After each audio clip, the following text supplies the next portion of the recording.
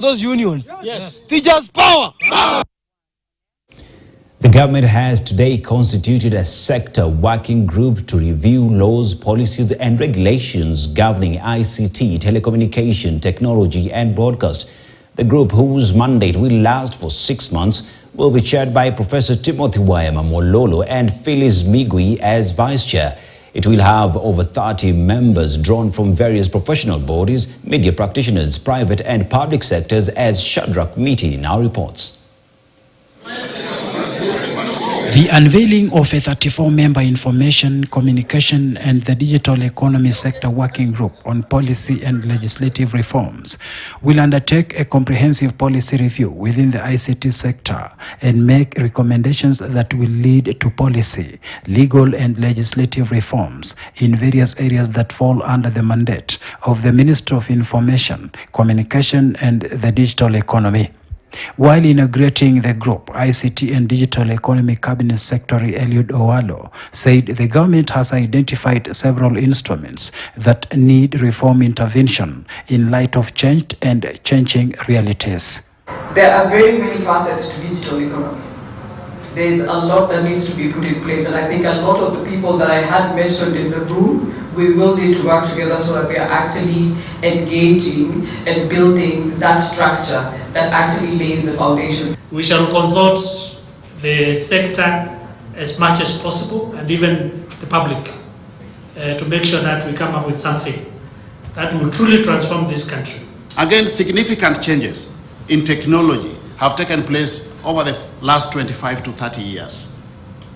There are newer emerging technologies in our operational environment. Look at AI, big data, Internet of Things, cryptocurrency and other digital assets that need to be accommodated within our legal and policy framework. Despite Kenya's new constitution being around for just about 13 years, the law governing the national broadcaster is 35 years old, while that governing postal and related services as well as telecommunications is over 25 years old.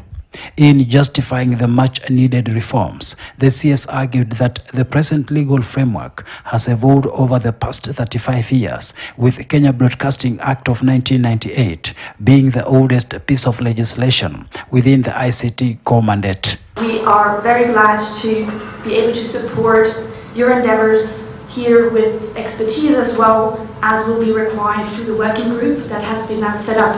Our concurrent constitutional dispensation was promulgated or enacted in 2010, and we are operating on the basis of laws that were enacted 25 years ago, 35 years ago. So we are in real danger, which then justifies or informs the rationale for this intervention. The sector working group will be chaired by Professor Timothy Owalo, with Phyllis Migwi serving as vice chair.